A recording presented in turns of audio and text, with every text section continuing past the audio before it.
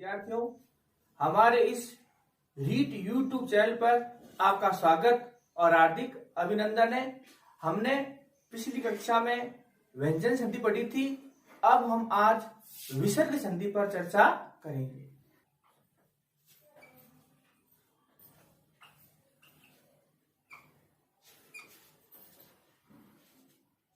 विसर्ग संधि नियमों पर आधारित है। पहला नियम, नियम 1,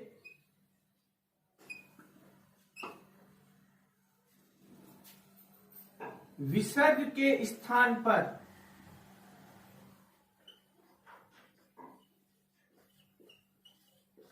स, श, श। पहला नियम। ये नियम क्या है? यदि विसर्ग के बाद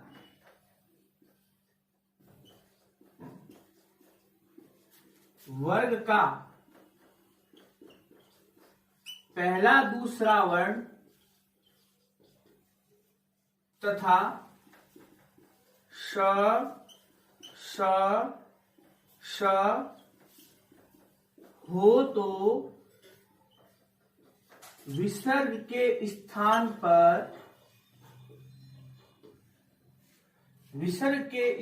पर स आदेश हो जाता है। कौन सा आदेश हो जाता है? स आदेश हो जाता है।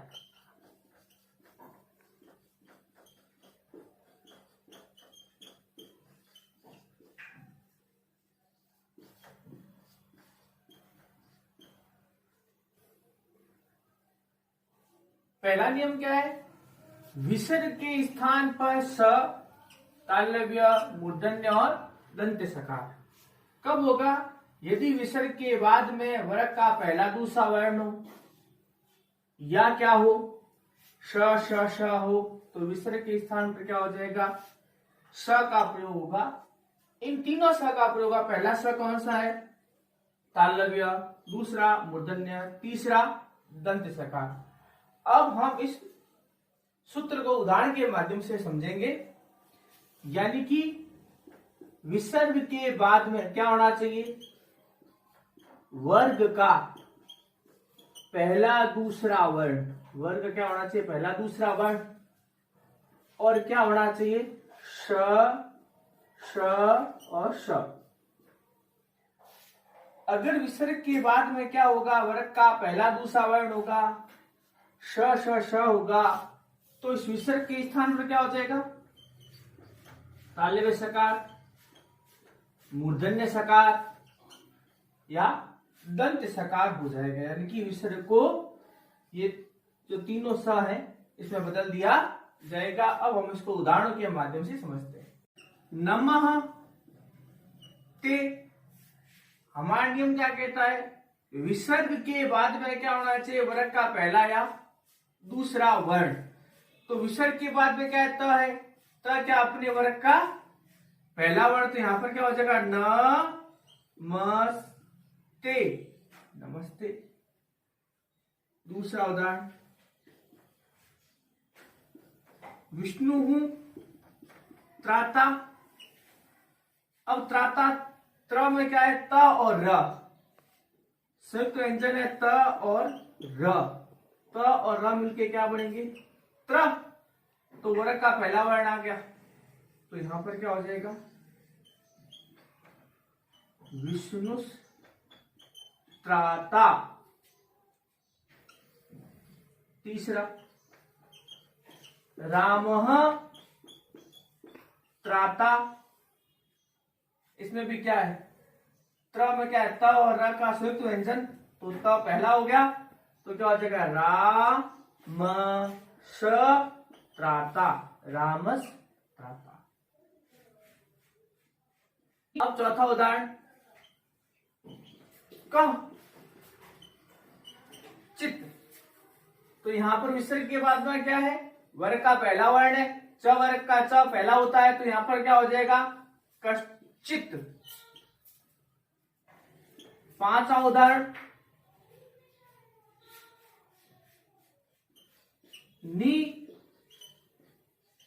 निश्चलः, तो छ क्या होगा, च वर्ग का दूसरा वर्ण, तो यहां पर क्या हो जाएगा, निश्चल।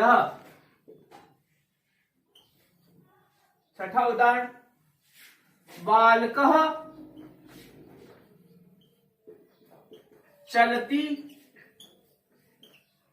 अब च क्या हो गया, च वर्ग का पहला, तो यहां पर क्या हो जाएगा, बालकः चलती।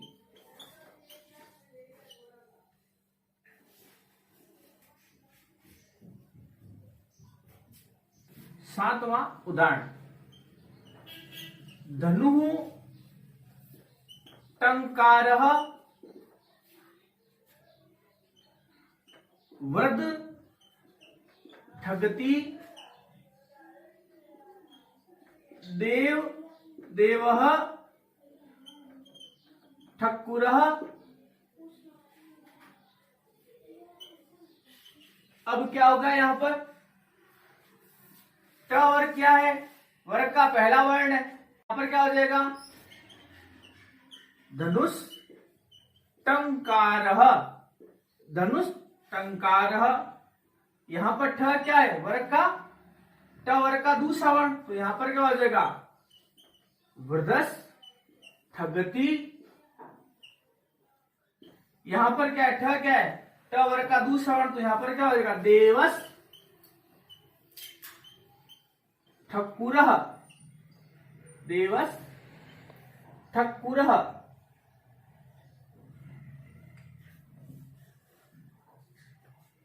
यहां पर क्या है, ठ क्या है, ट वर्ग का दूसरा वर्ण है, तो यहां पर क्या हो जाएगा, देवस ठक्कुरः। देवस ठक्कुरः।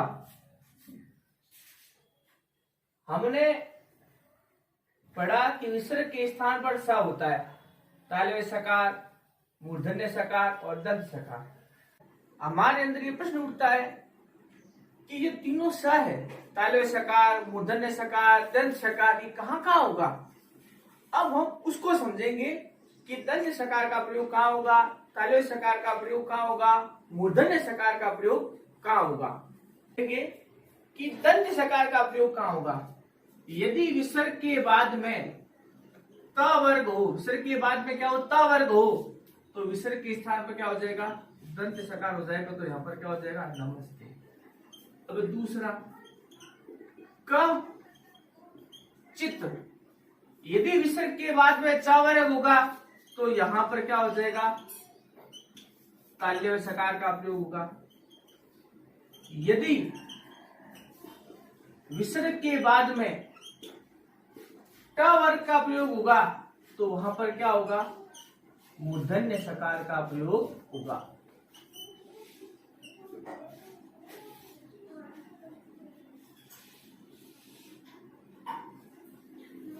हमने देखा कि यदि विसर्ग के बाद में त वर्ग होगा तो दंत सकार का प्रयोग, यदि विसर्ग के बाद में च वर्ग होगा तो तालव्य सकार का प्रयोग, यदि विसर्ग के बाद में ट वर्ग का प्रयोग होगा तो मूर्धन्य सकार का प्रयोग होगा। अब हम अगला नियम पढ़ेंगे, विसर्ग को र कैसे बढ़ाना है और विसर्ग का र कहां बनेगा। अब हम ये नियम पढ़ेंगे, यदि क्या होगा, विसर्ग के बाद क्या होना चाहिए, विसर्ग के बाद या तो स्वर होना चाहिए या हर्ष वर्ण होना चाहिए।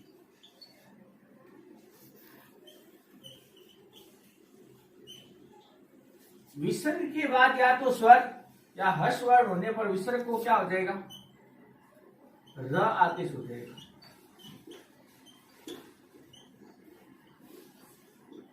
जैसे विसर्ग प्लस स्वर ऑब्लिक हर्ष वर्ण अगर हो, विसर्ग के बाद में स्वर हो या हर्ष वर्ण हो, तो विसर्ग के स्थान पर क्या हो जाएगा, र आदेश होगा। विसर्ग को क्या बन जाएगा, र बन जाएगा। अब हम इस नियम को उदाहरण के माध्यम से समझेंगे। बाती, हम देख रहे विसर्ग के बाद में क्या है, वह वर्ण है। वह वर्ण किस में आता है, हर्ष वर्ण में। हर्ष प्रत्याहार कैसे बनेगा, ह या वर्ण से लेकर के जब गण दश, ये जो महेश सूत्र है, इन माहेश सूत्रों को मिलाने पर ह से लेके जब गण दस के स को मिलाने पर कौन सा प्रत्यार बनेगा? हस प्रत्यार बनेगा। तो उसमें क्या आ रहा है? वह। तो विसर्ग के बाद में हस वर्ण होने पर ये क्या हुआ? विसर्ग। ये क्या हुआ? हस वर्ण। तो विसर्ग के बाद में हस वर्ण होने पर विसर्ग के स्थान पर क्या हो जाता है? र। तो ये क्या बन जाएगा? वायुर्वाती। दूसरा उदाहरण, हरि हरि ही गच्छति। हम फिर देखें विसर्ग के बाद में क्या है? ग किस में आता है? हस वर्ण में। तो यहां पर क्या हो जाएगा? र। हरिर गच्छति। तीसरा उदाहरण, मुनि मुनि ही इति। अब विसर्ग के बाद क्या है? स्वर है। क्या है? विसर्ग के बाद क्या है? स्वर। तो विसर्ग को क्या हो जाएगा? र। तो यहां पर क्या बनेगा? मु नी र इति। तो जोड़ने पर क्या बनेगा? मुनि रीति। विसर्ग का जो र बनेगा उस र में स्वर क्या हो जाएगा? जुड़ जाएगा। चौथा उदाहरण, भानु असौ। अब विसर्ग के बाद फिर क्या आ गया? स्वर। तो यहां पर क्या स्थिति बनेगी? भा नु र असौ। तो अ जो स्वर है वो इस र में जुड़ जाएगा। तो क्या बनेगा? भा नु रसौ।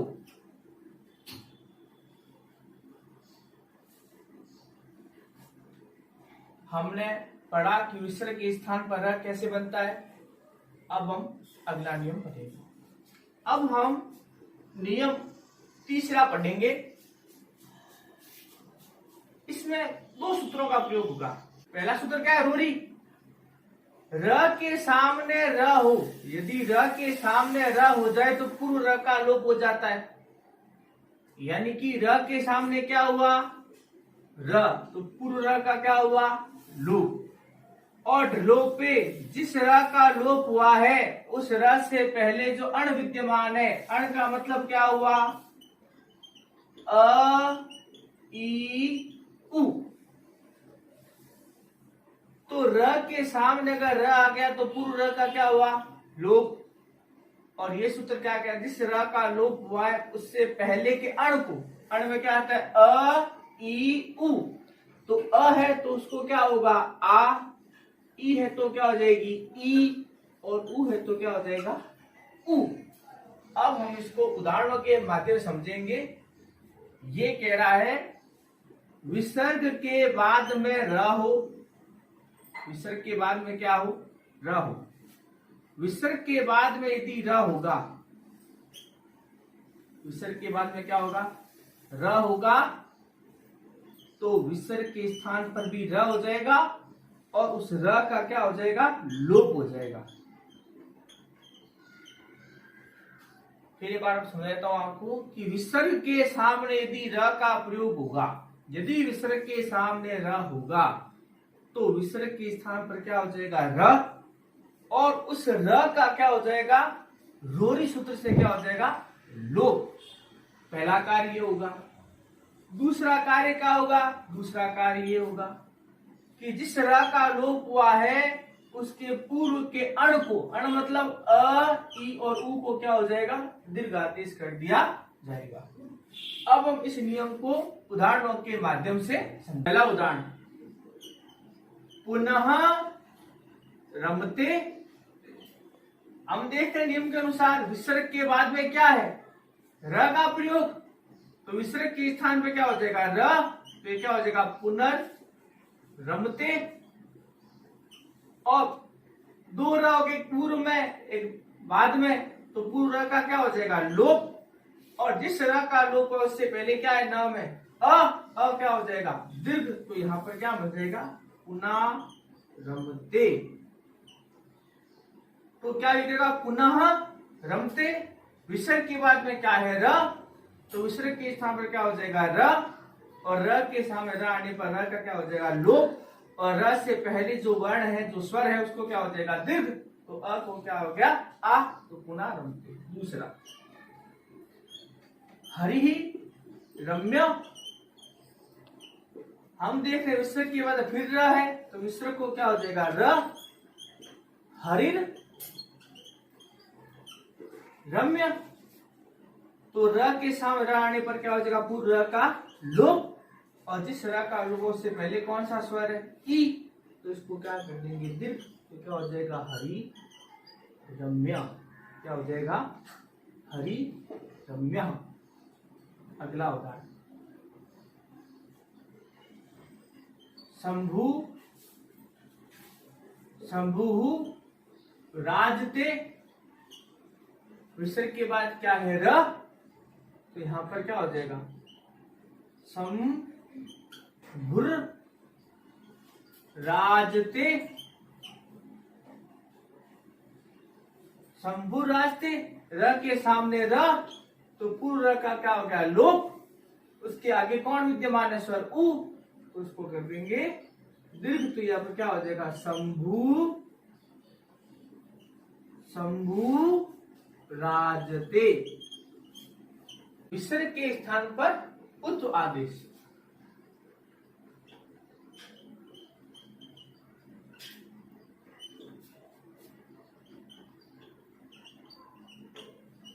अब विसर्ग के स्थान पर हम उत आदेश करेंगे। यदि अ विसर्ग अ, अगर ऐसी स्थिति होगी, यानी कि विसर्ग के बाद में क्या होगा अ होगा, विसर्ग के बाद में क्या होगा अ होगा, अ प्लस अ, तो यहां पर विसर्ग के स्थान पर क्या हो जाएगा उ आदेश, और अ और उ को मिलके क्या हो जाएगा ओ आदेश। तो हम पहला नियम क्या कर रहे हैं, अ विसर्ग, इसके बाद में अ हो, तो यदि विसर्ग के बाद में अ होगा तो विसर्ग के स्थान पर क्या हो जाएगा उ, और अ और उ मिलकर गुण संधि के अनुसार क्या हो जाएंगे ओ, ओ के सामने जब अ आ जाएगा तो अ का क्या हो जाएगा अवक्रय चिन्ह हो जाएगा, अ का क्या हो जाएगा अवक्रय चिन्ह, और यहाँ पर कौन सी संधि काम आ जाएगी पूर्ण रूप संधि, कौन सी पूर्ण रूप संधि का प्रयोग हो जाएगा। अब हम इसको उदाहरणों के माध्यम से समझेंगे। पहला नियम है, पहला नियम क्या है, अ विसर्ग बाद में अ, यदि विसर्ग के बाद में अ होगा तो विसर्ग के स्थान पर क्या हो जाएगा उ, अ उ मिलके क्या हो जाएंगे ओ के बाद में क्या होगा अ, जब ओ के सामने अ होगा तो अ का क्या हो जाएगा अवक्रय चिन्ह, यहाँ पर कौन संधि का प्रयोग हुआ पूर्व रूप संधि का प्रयोग किया गया। अब उदाहरणों के माध्यम क अपि रामः अवदत्, पहला उदाहरण। दूसरा रामः अवदत्, तीसरा सकलः अपि, और चौथा उदाहरण हो गया रामः अयम्। अब देखो क्या है, क में अ के पास विसर्ग है, इस विसर्ग के बाद में अ है, विसर्ग के बाद में अ होने से क्या हो जाएगा विसर्ग को उ, अ और उ मिलके क्या हो जाएगा क में अ हो गया, अ और उ मिलके हो जाएंगे ओ, तो ये हो गया को, और ओ के बाद में होने पर अ का क्या हो जाएगा अवक्रय चिन्ह, तो क्या बन जाएगा को। उसी तरह यह अगला उदाहरण, विसर्ग के बाद में अ है, तो अ होने से विसर्ग क्या बन जाएगा उ, और म में अ ऊपर में क्या हो जाएंगे ओ, तो यहाँ पर हो जाएगा रामो अवदत्। अगला सकलः अपि, तो विसर्ग के बाद में क्या हुआ अ, तो विसर्ग को क्या हो जाएगा उ, और अ मिल के क्या हो गए ओ, सकलो, और अ का क्या बना अवक्रय चिन्ह सकलो अपि। अगला क्या है, विसर्ग के बाद में अ, तो विसर्ग को बन गया उ, तो यहाँ पर क्या हो जाएगा रामो, रामो अयम, रामो अयम। अब हम विसर्ग को उ बनाने का दूसरा नियम पढ़ेंगे। यदि विसर्ग के बाद में हस वर्ण हो, क्या हो, हस वर्ण हो, तो विसर्ग के स्थान पर क्या हो जाएगा, उ होगा, उ हो जाएगा। और आगे जो स्वर होगा अ होगा, उसके आगे उ मिलेगा, अ उ मिलके इस उ को क्या हो जाएगा, ओ आदेश हो जाएगा। तो यहां पर क्या हो जाएगा, विसर्ग के बाद में हस वर्ण होगा तो विसर्ग उ हो जाएगा और अ और उ मिलके क्या हो जाएंगे, ओ हो जाएंगे। अब हम इस नियम को उदाहरणों के माध्यम से समझेंगे। जैसे पहला उदाहरण, तपः वनम, तो यहां पर क्या है, विसर्ग के बाद वह क्या हुआ, हस वर्ण, तो विसर्ग को क्या हुआ, उ, और अ और उ मिलके क्या हो गए, ओ, तो यहां पर क्या हुआ, तपो वनम। दूसरा उदाहरण, यशः दा, यशः दा, अब विसर्ग के बाद में द आ गया, द किसमें आया, हस वर्ण, तो विसर्ग को उ और अ उ मिलके क्या हुआ, ओ, तो यहां क्या हुआ, यशोदा। तीसरा उदाहरण, नमः नमः, अब न क्या हुआ, हस्वर्ण, हस्वर्ण होने से क्या हो जाएगा, विसर्ग को उ, अ उ बराबर ओ, तो यहां पर क्या हो जाएगा, नमो नमः। अब हम चौथा उदाहरण पढ़ेंगे। उदाहरण, शिवः वंद्य, अब विसर्ग के बाद क्या हुआ, वह किस पे आया, हस वर्ण में, तो विसर्ग को क्या हुआ, उ, तो यहां पर अ मिल के हो गए ओ, शिवो वंद्य। पांचवा उदाहरण, मनः रथः, तो विसर्ग के सामने क्या है, हस वर्ण हो गया, तो विसर्ग को उ, अ हो गया ओ, तो यहां पर क्या हो गया, मनु रथः। इसी उदाहरण के साथ आज हमारी संधि का जो तीसरा प्रकार विषयक संधि है वो पूरा हो गया। आज हमने संधि प्रकरण को पूरा कर लिया है। अब हम अगली कक्षा में नए प्रकरण को पढ़ेंगे और उस पर चर्चा करेंगे। आप सबका बहुत बहुत धन्यवाद।